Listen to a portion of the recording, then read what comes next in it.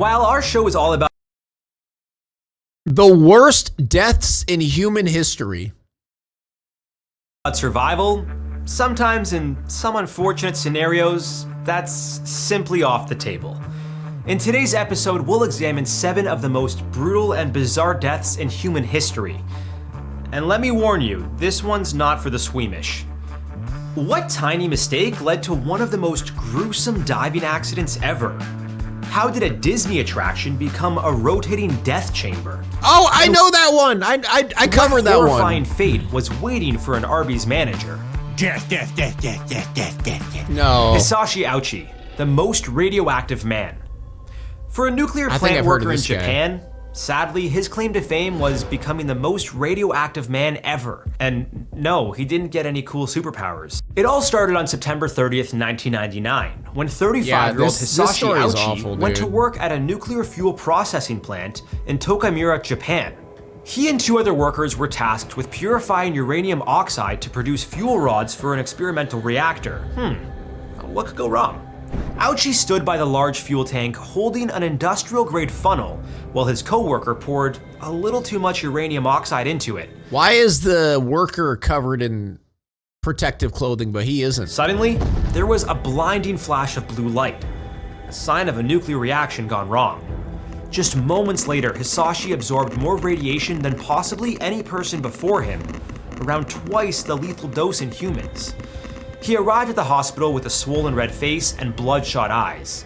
一気に日焼けをしちゃったぐらいの赤さを Dude, just let the man die at that point. 出てて、で手がすごい腫れ Didn't they like purposely keep him alive to like test stuff? てて、でそっちが痛いっていう風に言ってて。 But just a day later, things started to get ugly. Hisashi's stomach was swollen, his body ached with pain, and he was having trouble breathing.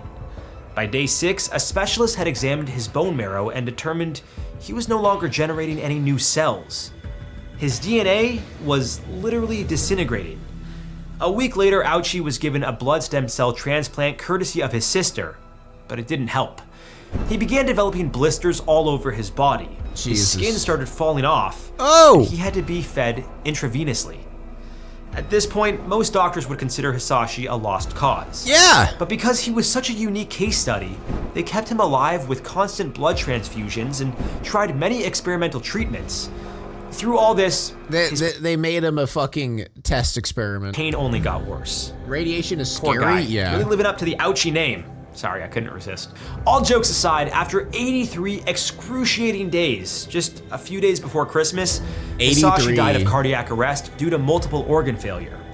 The Japanese government ruled that a lack of regulatory oversight and safety training at the nuclear plant was to blame. He suffered for Speaking that of blame, long, our dude. next story shows why being a failed leader in the 17th century had gruesome consequences. Johan de Witt, the Dutch dinner of death.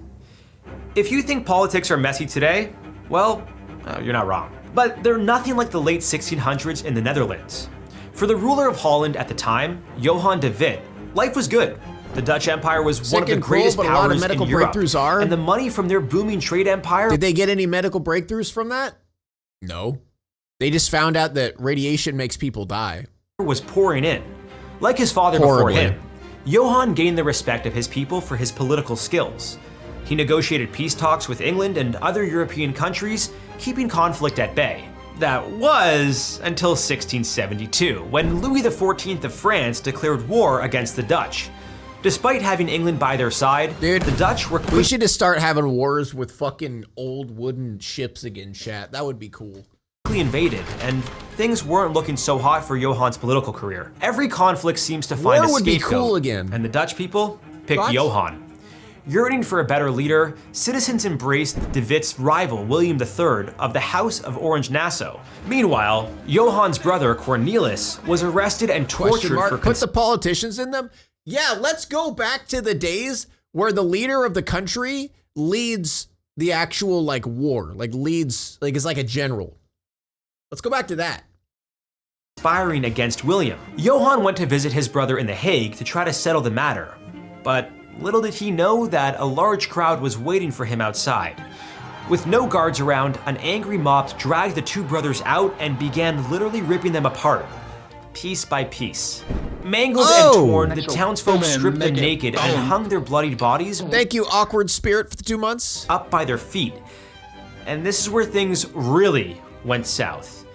While details are murky and have been debated by historians, it's been said that their bodies were cut into pieces and eaten, with one member of the mob swallowing an eyeball. This is why you invest in good security, folks. This next story brings a whole new meaning to breaking under pressure. It's been said that offshore oil rigs are one of the most dangerous literally everybody's heard of this one. Places to work. It's high risk, high reward. But if you're considering it as a career, this story might make you change your mind. On Saturday, November 5th, 1983, in the Norwegian sector of the North Sea, 4 deep sea saturation divers were routinely servicing underwater equipment on the Byford Dolphin oil rig. Saturation divers have a pretty unique job. They descend to depths of up to 500 feet or more and can spend up to 28 days on a job. When I hear the oil rig stories, I always wonder which one, because there's been a couple. In a cramped, highly pressurized chamber where they eat and sleep. It takes a whole crew to pull it off, from a team operating the crane attached to the diving bell, a crew to monitor the divers, and even cooks to prepare the meals. However, the most crucial role in the operation is that of the tenders. These guys unspool the air supply tubes and communication wires, called the umbilical, connecting the divers to the surface. Their literal lifeline. For William Crammond, it was a job he had performed many times. Part of his duty was to help the divers safely depressurize in living chambers on the rig's surface. They didn't. That morning, Crammond safely escorted 2 divers to one of 2 pressurized living chambers by carefully connecting and disconnecting the highly pressurized diving bell. To avoid decompression sickness, commonly known as the bends, saturation divers have to slowly acclimatize to normal pressure over a long period to prevent gas bubbles from forming in their bloodstream. Crammond and another tender, Martin Saunders, prepped the other 2 divers to enter the first chamber. I was offered a to do cooking this job safely, on a rig the diving bell was meant ago? to be detached only once the chamber doors were completely shut. Would you get paid more? But sadly, whether it was poor timing or an equipment malfunction, the door wasn't fully closed. Instantly, 9 atmospheres of pressure over 130 pounds per square inch exploded outward. The diving bell pummeled Crammond to death and seriously injured Saunders. But they got off easy. Inside the chambers, 3 divers, Edwin Arthur Coward. This is the one where the dude like gets sucked through like a small hole, right? Roy P. Lucas and Bjorn Bergerson were soda streamed from the inside. The nitrogen in their bloodstream rapidly formed gas bubbles and killed them instantly from the explosive decompression. But the diver who had it the worst was Truls Hellevik. He was standing right in front of the door of the diving bell when the pressure was released, immediately sucking his body through the narrow opening. It was broken into several pieces and spewed out on the deck as if he had been thrown into a life-sized meat grinder. Thankfully, the accident led to sweeping reform in commercial diving safety. Nowadays, saturation divers are slowly being replaced by remotely operated vehicles, or ROVs. Now, that's a job that actually makes sense for a robot to take. Speaking of, this next story justifies my crippling fear of animatronics. Deborah Gail Stone. Yep. The last trip to Disneyland. Dude, we talked about this on the Disney Iceberg. Disneyland is full of adrenaline-pumping rides like Space Mountain and the slow but spooky Haunted I thought that Wednesdays were for fun. Chat, I ran out of stuff, of the fun stuff, so now we're gonna watch this. We're gonna watch one not fun thing. They say it's the happiest place on Earth. Well, that may be true for some people. For 18-year-old Deborah Gail Stone, it was the scariest. The beloved theme park has had its fair share of tragedies over the years, but nothing compares to this one. It was a sunny summer day in July 1974. Deborah was working as a hostess at the Disneyland Resort in Anaheim, California. The perfect job to save up for college. Deborah greeted guests and welcomed them to the hot new attraction, Drama videos America can be fun. Sings, a rotating carousel of animatronic animals singing about US history. Guests would sit in one of the 6 seating areas surrounding the turning platform. These were split up using divider walls, turning every 4 minutes as the show continued. The show was a big success, but just 9 days after its grand opening, it became Deborah's final destination. After the 24-minute show, there was a 45-second interval during which the carousel stopped, allowing guests to leave. Then, the machine kicked back into gear. At around 11 p.m., one of the last shows of the night, Deborah ushered everyone out and was getting ready to welcome the next group of eager guests. At this point, the outer ring of the attraction would spin and bring in the next seated group. But sadly, Deborah was in the wrong place at the wrong time. She was trapped in a small gap between the stationary stage and the moving wall. Her screams were muffled and then went silent with a crunch. She was crushed to death in what could only be described as a giant vice. Audience members who heard her screams believed it was part of the act. Oh, God. But as they continued into the show's intro, a crowd member called for help. Sadly, by the time the emergency staff arrived, it was too late for Deborah. Disney launched an investigation and shut down the attraction. Temporarily. It reopened just 3 days later. 3 days? Dude, Disney doesn't give a fuck, dude. Are you kidding me? To prevent further accidents, they installed safety lights and the rotating walls were swapped out with breakaway versions, in case you don't want to be crushed to death. But the real kicker? Deborah's parents filed a lawsuit against Disneyland and were only given a small settlement. Talk about being taken classic Disney. For a ride. Now, Disney's got the best lawyers, chat. Story also involves being trapped and will send shivers down your spine. Niuet Le. A chilling death at Arby's. No, dying at an Arby's, bro? Are considered some of the hardest workers. That alone is the worst death in history, is dying at an Arby's. We fully respect their hustle. For a lot of folks, it's literally how they survive.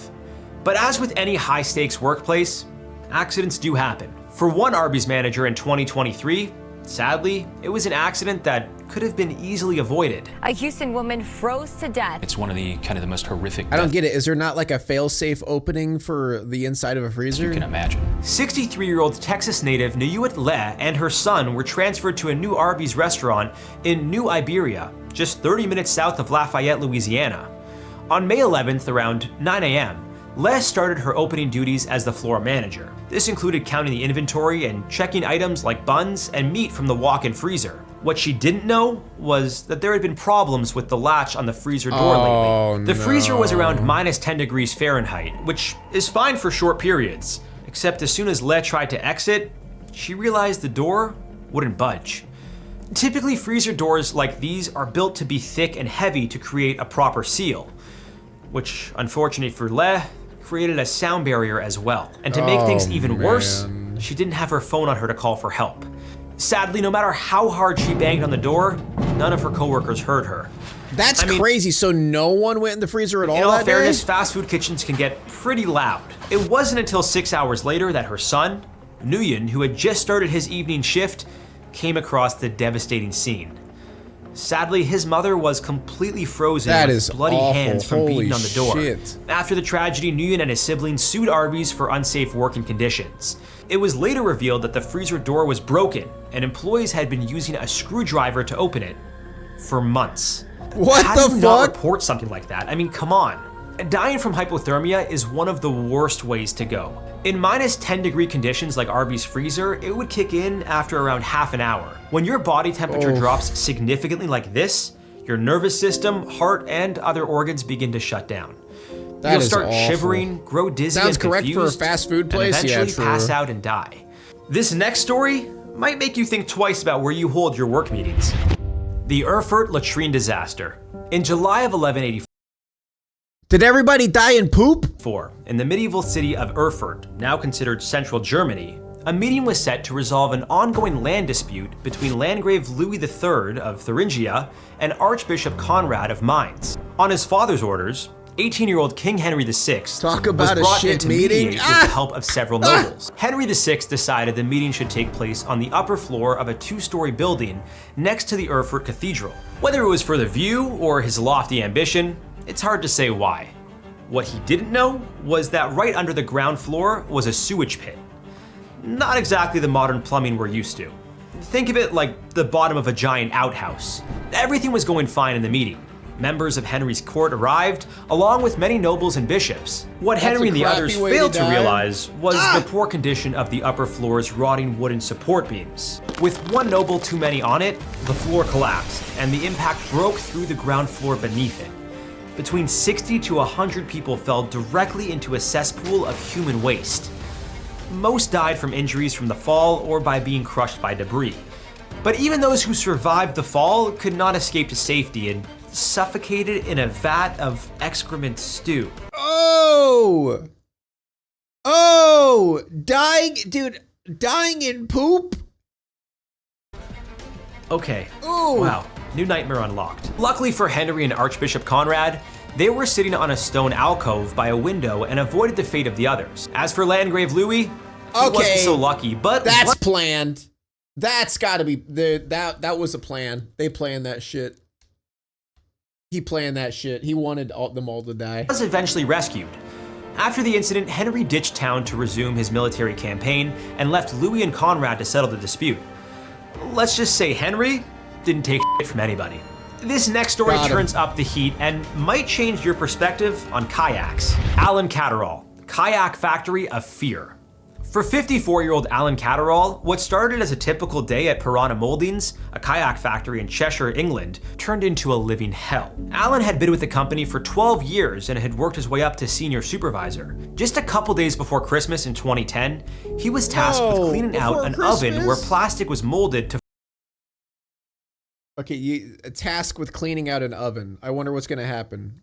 Form new kayaks. This oven was hotter than your typical home variety, reaching 536 degrees Fahrenheit.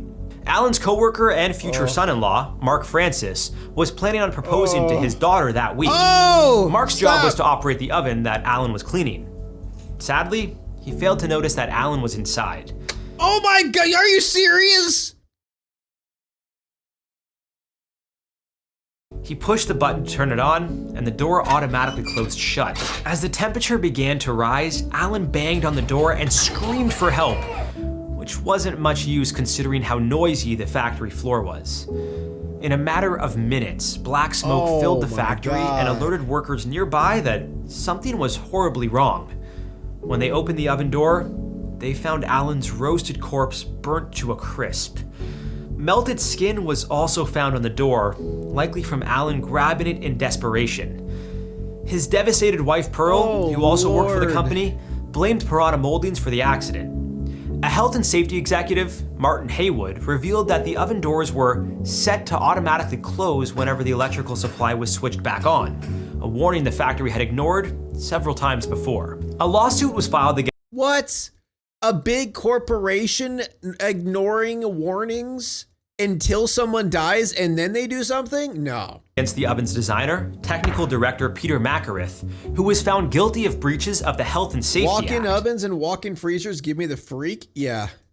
The company was also found guilty of corporate manslaughter and was fined over 200,000 pounds, or about 260,000 USD today. That's it? As it turns out, there wasn't sufficient training on how to use the ovens and properly clean them safely.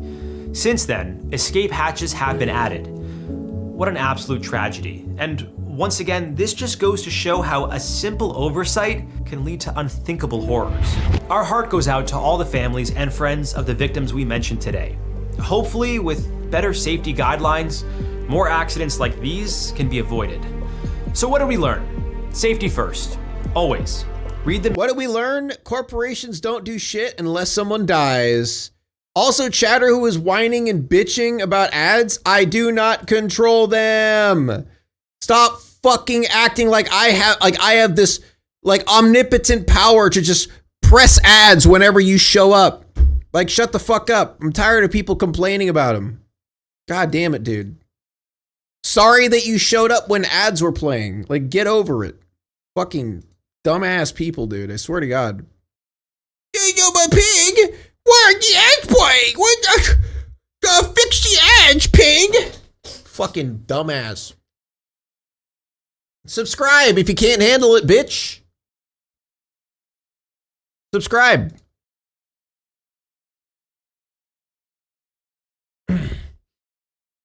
All right, ladies and gentlemen, that's going to be it for Wacky Wednesdays. We'll be back tomorrow with the regular React content. We'll probably do body cams tomorrow. And then probably true crime on Friday. Fun stream. We're going to do more of this stuff on Wednesdays, I think. I'm going to save like all the extra fun stuff for Wednesdays. Sound good? All right. I'll see you guys tomorrow.